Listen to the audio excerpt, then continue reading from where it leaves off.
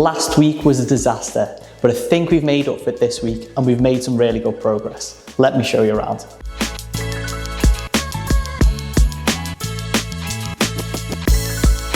It's week 4 of this refurb, and if you missed the earlier updates, we're converting this flat from a 1-bedroom into a 2-bed by moving the kitchen, which was in this room, into the living room, making space for another bedroom. So if you watched last week's video, you'll have seen that it was a bit of a disaster. First, the joiner pushed me back, so I couldn't get my kitchen fitted, and then I couldn't get my plaster dry in the bathroom to get my tiles on. So yeah, I didn't really do much. But this week, luckily, has gone a lot better. So I've got the kitchen in now, and it looks great.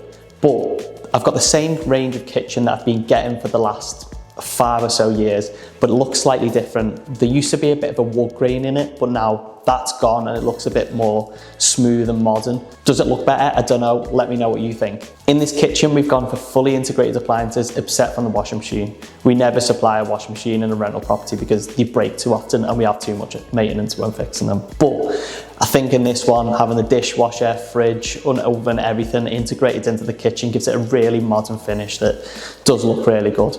We also always put in a ceramic hob. We never go for gas because they're a lot harder to change, and we don't normally put induction hobs in because they're more expensive and you need special pans for them, but which people don't always have. One thing I wasn't sure about is the depth of that kitchen from the back wall to the door frame.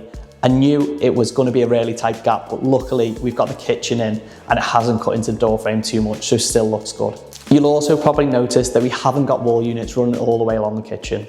The reason why we do this is just to keep costs down.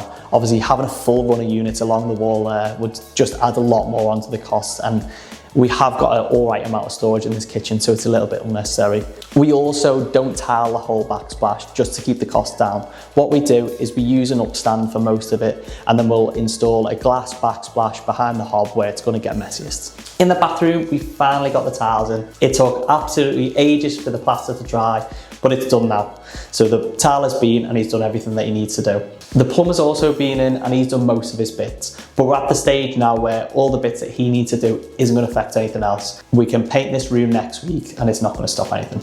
In what was the kitchen, it's starting to look a lot more like a bedroom now. The skirting board's on and we've built this cabinet around the boiler, which also adds 2 little wardrobes on the side. So that'll be perfect for the next person moving in. The wardrobe's a lot fancier than what I thought the joiner was going to build, but it looks really good. But I think the painter's going to hate me on this one because there's going to be a lot of filling to do in there. So this is what it looks like inside. We've got a section here, which is like a wardrobe section with shelving.